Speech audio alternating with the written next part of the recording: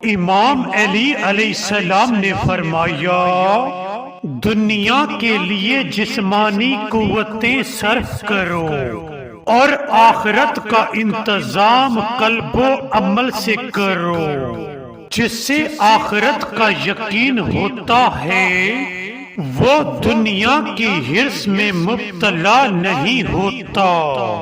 جو اپنی آخرت اپنی دنیا کے عوض خرید لے اس سے دونوں میں نفع ہوگا۔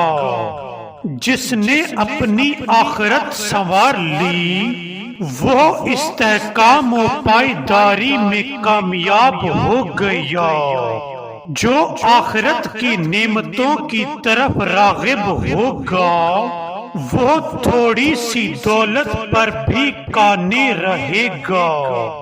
جس کی لگن آخرت ہوگی وہ خیر کے گوہر مقصود تک پہنچ جائے گا۔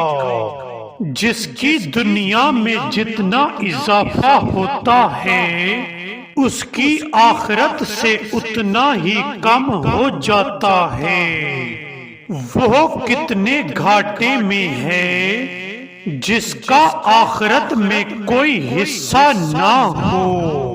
آخرت میں دل خواہ چیزیں اس وقت تک نہیں مل سکتی جب تک دنیا کی پسندیدہ چیزوں کو ترک نہ کیا جائے۔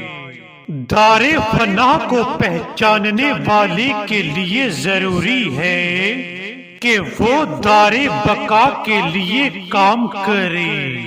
سب سے زیادہ محنتی اور جفا کش وہ ہے جو گناہوں کو ترک کر دے۔ جس نے اپنی سعی و کوشش کو کار فرما کیا اس نے اپنی مراد پا لی۔ اصلاح نفس کے لیے کوشاں رہو کیونکہ اس معاملے میں صرف کوشش ہی تمہاری معاون ہو سکتی ہے۔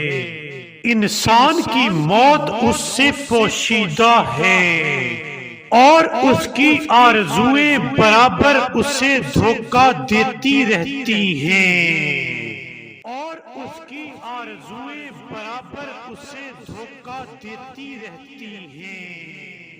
اور اس کی آرزوئیں برابر اسے دھوکہ دیتی رہتی ہیں۔